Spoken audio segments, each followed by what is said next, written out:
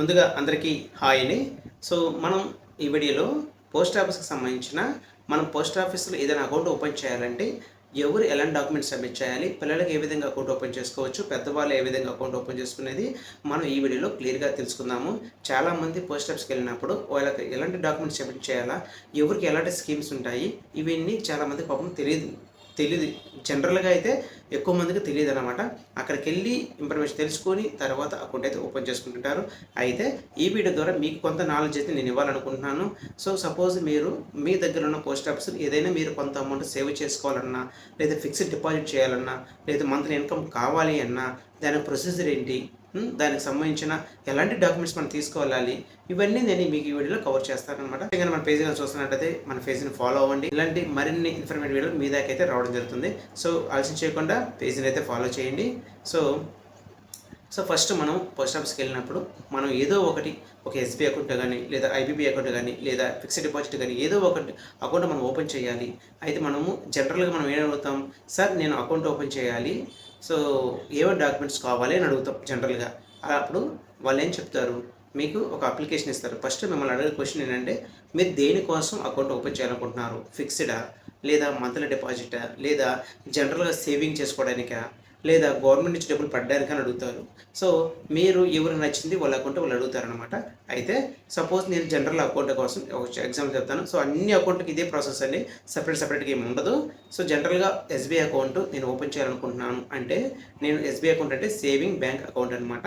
ఇందులో మనము ఎన్నిసార్లు డిపాజిట్ చేసుకోవచ్చు, ఎన్నిసార్లు విత్డ్రా చేసుకోవచ్చు, ఎప్పుడైనా చేసుకోవచ్చు, ఎప్పుడైనా తీసుకోవచ్చు అనమాట. సో ఒక ఏటీఎం కార్డు లాగా మనం ఈ యొక్క అకౌంట్ని ఇచ్చేసుకోవచ్చు అనమాట. సో ఈ అకౌంట్కి ఏటీఎం కార్డు కూడా మనకి ఉంటుంది. అయితే దీనికి మనకు కావాల్సిన డాక్యుమెంట్స్, సపోజ్ మీరు ఎస్బీ చెప్పారు, అప్పుడు మీకు ఏమి చెప్తారంటే, ఎస్బీఐ అకౌంట్ ఓపెన్ చేసుకోవాలంటే మీకు ఈ యొక్క అకౌంట్ అనేది 500 రూపాయలతో మనం అకౌంట్ ఓపెన్ చేసుకోవాలి.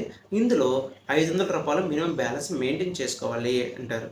నెక్స్ట్ దీనికి సంబంధించిన ఒక ఆధార్ కార్డ్ జెరాక్స్, ఒక పాన్ కార్డ్ జెరాక్స్, అదేవిధంగా మీరు కానీ ఫస్ట్ టైం కానీ పోస్ట్ ఆఫీస్లో అకౌంట్ కానీ ఓపెన్ చేస్తే 3 ఫొటోస్ కావాలి అని అడుగుతారన్నమాట. 3 ఫొటోస్ కావాలి. అదే ఈ ఎస్బీఐ అకౌంట్ ఉన్న తర్వాత ఆర్డీ అకౌంట్, ఫిక్స్డ్ డిపాజిట్ ఇలాంటివి ఏమైనా ఓపెన్ చేసుకోవాలనుకుంటే 2 ఫొటోస్ మాత్రమే అవసరం వస్తుంది. ఒక ఆధార్, పాన్ అనేది కామన్గా ఉంటుంది అనమాట. సో దానికి సంబంధించిన అమౌంట్. సో ఇవి డాక్యుమెంట్స్ కానీ మీరు సబ్మిట్ చేస్తే మీకు అదే రోజు కానీ లేదా 1 డే తర్వాత కానీ మీకు అకౌంట్ ఓపెన్ చేసి మీకు ఇస్తారు, మీరు ఓపెన్ చేసుకోవచ్చు అనమాట. మరి ఇది నేను చెప్పింది ఇది పెద్దలకి కామన్గా ఉండేదన్నమాట. సో పిల్లవాళ్ళకి అకౌంట్ ఓపెన్ చేయాలంటే ఎలా?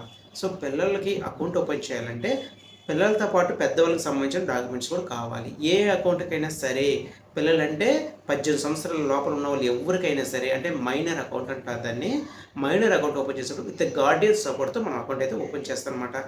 సో మైనర్ అకౌంట్ అంటే సో పాపకు సంబంధించిన ఆధార్ కార్డు, బాబుకు పాప కానీ ఆధార్ కార్డు, వాళ్ళకి పాన్ కార్డు ఉండదు కాబట్టి ఆధార్ కార్డు జెరాక్స్, వాళ్ళకి కూడా 3 ఫోటోలు, డేట్ ఆఫ్ బర్త్ సర్టిఫికేట్ అంటే ఇంకా చాలా బెనిఫిట్ అనమాట. డేట్ ఆఫ్ బర్త్ సర్టిఫికేట్, అదేవిధంగా గార్డియన్గా అంటే సపోర్ట్గా ఎవరైతే పేర్లు పెడతారో వాళ్ళ ఆధార్ కార్డు, వాళ్ళ పాన్ కార్డు, 3 ఫోటోలు, సేమ్ ప్రాసెస్ అనమాట. సో అయితే మనకి అకౌంట్ నేమ్ అనేది బాబు పేరు మీద కానీ పాప పేరు మీద వస్తుంది. కింద గార్డియన్గా వాళ్ళ యొక్క తల్లిదండ్రుల పేరు వస్తుంది అనమాట. మీరు ఎవరు పేరు పెట్టాలనుకుంటున్నారో వాళ్ళ పేరు వస్తుంది. నామినీ అనేది సపరేట్గా ఏ వాళ్ళ పేరు పెట్టుకోవచ్చు. ఈ విధంగా మీరు పోస్ట్ ఆఫీస్లో ఏ అకౌంట్ అయినా సరే, పిల్లలకైతే ఈ విధంగా ఉంటుంది, పెద్దవాళ్ళకైతే ఈ విధంగా ఉంటుంది అనమాట. మీరు ఈ వీడియో చూసిన తర్వాత మీరు డైరెక్ట్గా మీ ఐడి ప్రూఫ్ తీసుకెళ్ళి మీరు ఏ అకౌంట్ ఓపెన్ చేసుకుని డైరెక్ట్ చెప్పారంటే ఈజీ ప్రాసెస్ అయిపోతుంది అనమాట. సో మన ఈ వీడియో ద్వారా మనం పోస్ట్ ఆఫీస్లో అకౌంట్ ఓపెన్ చేయాలంటే మనం ఎలాంటి డాక్యుమెంట్స్ సబ్మిట్ చేయాలనేది తెలుసుకున్నారని అనుకుంటున్నాను. సో మీకు కానీ ఈ వీడియో కానీ నచ్చినట్లయితే లైక్ చేసి ఈ యొక్క వీడియోని షేర్ చేయండి, మన పేజ్ని ఫాలో అవ్వండి. ప్లీజ్ మన ఛానల్ని సబ్స్క్రైబ్ చేసుకోండి. Thank you friends, thank you for watching this.